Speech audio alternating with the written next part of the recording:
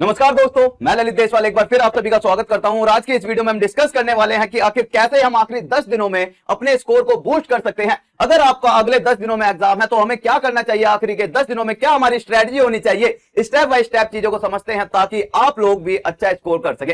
सबसे पहला क्वेश्चन आप लोगों के दिमाग में आ रहा होगा, यार ये पॉसिबल भी है या फिर नहीं। बिल्कुल मेरे भाई पॉसिबल है, 100% गारंटी। अगर आप जो चीजें मैं आपको बताऊंगा, अगर आपने वैसे स्टेप बाय स्टेप सारी चीजों को फॉलो किया तो आप खुद देखना अगले 10 दिन बाद आपका स्कोर बूस्ट हो जाएगा।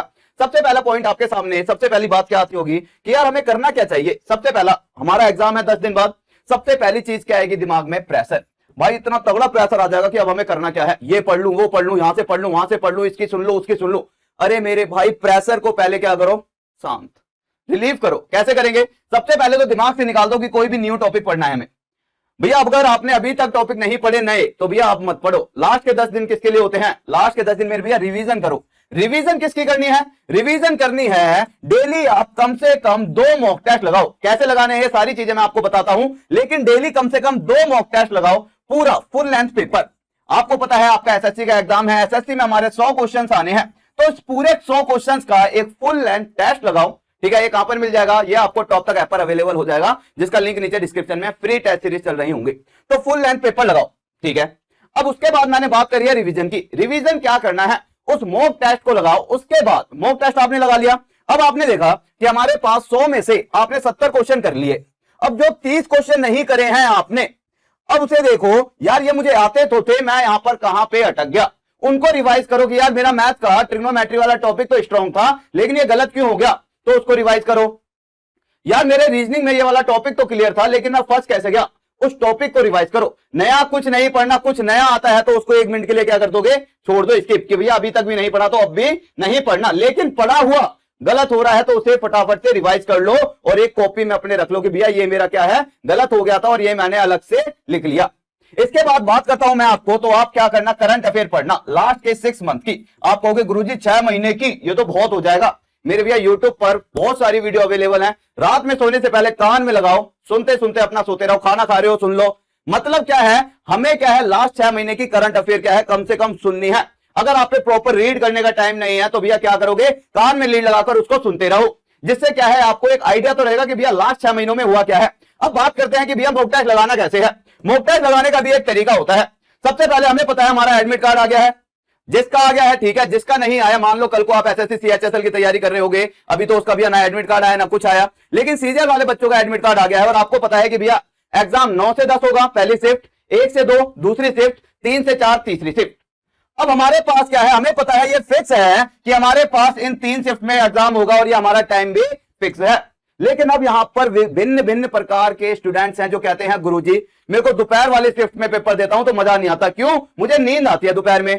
कोई कहेगा मुझे सुबह नींद आती है, कोई कहेगा यार मेरे को ना शाम वाली शिफ्ट में बिल्कुल मजा नहीं आता पेपर देने में। आखिर ऐसा होता क्यों है, इसे समझना। ऐसा इसलिए होता है कि हमने ना माइंड सेट कर लिया है, जब हम तैयारी करते हैं ना तो यार डिफरेंट स्टूडेंट और सबका तरीका अलग होता है। कोई रात में पढ़ता है, कोई दिन में पढ़ता है, कोई दोपहर में पढ़ता है। अब यार आप रात में तैयारी कर रहे हो, लेकिन आपका एग्जाम रात में थोड़ी होगा। आप एक्टिव रात में होते हो, लेकिन पेपर आपका रात में थोड़ी होगा। कोई 4 बजे जगकर एक्टिव हो जाता, पढ़ने लग जाता है, लेकिन पेपर सुबह 4 बजे थोड़ी होगा।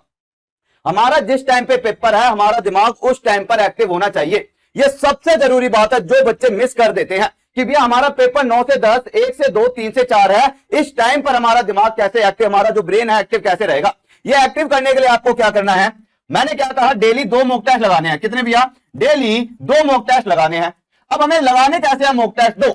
मान लो कि अगर आपने आज से मॉक टेस्ट लगाना शुरू करा, ठीक है, तो आप क्या करोगे, एक आपने सुबह 9 बजे वाली शिफ्ट में पेपर लगा दिया, दूसरा आपने 1 से 2 बजे वाली शिफ्ट में। अब कंपेयर करना, सुबह वाली शिफ्ट में अच्छे नंबर आ रहे हैं या सेकंड शिफ्ट में, उसके पीछे का फिर रीजन देखना, क्या आप यहां पर ज्यादा एक्टिव थे या यहां पर। आपको खुद में खुद पता लग जाएगा कि यार मैं सुबह एक्टिव था, दोपहर में तो मेरा डंबल डोल था, नींद आ रही थी। तो आपको वही चीज समझनी है। सेकंड डे आपको क्या करना है, दोपहर वाली शिफ्ट में करना है एक पेपर, शाम वाली शिफ्ट में करना है, और बचा हुआ जो भी समय है उसमें आप क्या करोगे, रिवाइज करोगे चीजों को। जितना भी समय बचेगा, 2 तो हमने पेपर लगा लिए 2 घंटे के, 9 से 10, 1 से 2, 2 घंटे में 2 पेपर हो गए। जितना समय बचा, मॉक टेस्ट में कहां गलती हुई है, मॉक टेस्ट का मतलब मॉक टेस्ट नहीं है, प्रीवियस ईयर पेपर लगा लो। भैया किसी के पास मॉक टेस्ट नहीं है तो प्रीवियस ईयर पेपर लगा लो, बेस्ट है वो भी, उससे पूरा आइडिया मिल जाता है। एसएससी आज तक प्रीवियस ईयर पेपर पे ही चल रहा है। लेकिन हमें पता लग जाएगा कि हमारे पास दिन में, दोपहर में या शाम में किसी भी टाइम अगर पेपर आता है आपका, कल को किसी भी शिफ्ट में आपका पेपर आता है, जिस उसकी बात कर रहा हूं जिनको अभी अपनी शिफ्ट की टाइमिंग नहीं पता। अगर आपका एडमिट कार्ड आ चुका है, आपको पता है कि मेरी भैया 1 से 2 वाली शिफ्ट में पेपर है, तो डेली आप 1 से 2 वाली शिफ्ट में पेपर लगाना शुरू कर दो। एक तो दूसरी शिफ्ट आप कोई सी भी ले लो, लेकिन दोपहर में तो एक लगाओ। जिसका एडमिट कार्ड आ चुका है कि मेरा दोपहर में पेपर है, इसी तरह से जिसका दिन में पेपर है उसका एडमिट कार्ड आ चुका है, तो एक तो पेपर दिन में लगाओ। जितनी ज्यादा लास्ट टाइम पे प्रैक्टिस कर लोगे, प्रीवियस ईयर मॉक टेस्ट जितने ज्यादा लगा लोगे, उतना अच्छा स्कोर कर पाओगे। अब टाइम मैनेजमेंट को देख लेते हैं। टाइम मैनेजमेंट क्या कहती है? हमारे पास एसएससी 100 नंबर का और केवल हमारे पास 60 मिनट, तो हमें ये 60 मिनट को कैसे मैनेज करना है, ये सबसे बड़ी महाभारत हो जाती है आज के टाइम पर। अगर मैं बात करता हूं एज ए स्टूडेंट, मैं अगर एज ए स्टूडेंट होता तो सबसे पहले मैं रीजनिंग को प्रीफर करता। कुछ स्टूडेंट होते हैं जो जीएस को प्रीफर करते हैं सबसे पहले। लेकिन यार एक चीज बताओ, मान के चलो जीएस में आपके 25 क्वेश्चन आते हैं, राइट? 25 क्वेश्चन आप कहते हो मैं 5 से 6 से 7 मिनट में एक बार रीड करूंगा और उसको जो आता होगा वो करता हुआ चला जाऊंगा।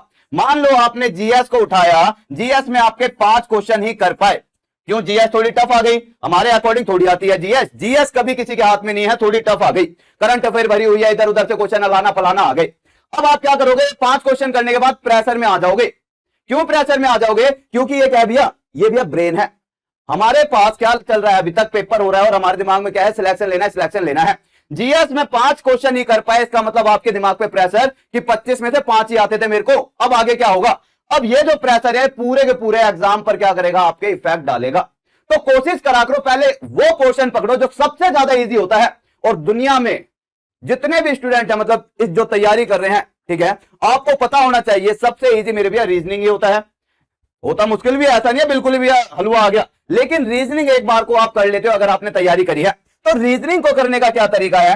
रीजनिंग को करने का तरीका है भैया, कम से कम 10 और मैक्सिमम 12 मिनट लो, आपकी रीजनिंग 100% हो जाएगी। स्टार्टिंग में मॉक टेस्ट लगाओगे, हो सकता है आपको 15 मिनट लगे, 20 मिनट लगे, इस 20 मिनट को कन्वर्ट कर 12 मिनट में लाओ। उस दिन समझ लेना कि भैया आपका हो गया स्कोर बूस्ट। क्यों? हमारे पास सारा खेल समय का ही तो है भैया, समय तो बचाना है हमें वहां पर। अगर हमने 12 मिनट में रीजनिंग कर ली, इसके बाद नेक्स्ट क्या करना है?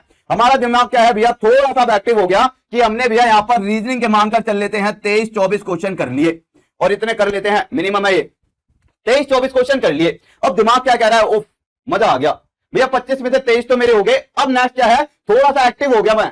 अब एक्टिव हो गया तो अब वो क्वेश्चन पकड़ो तो थोड़ा सा टफ होता है, मतलब कि मैथ।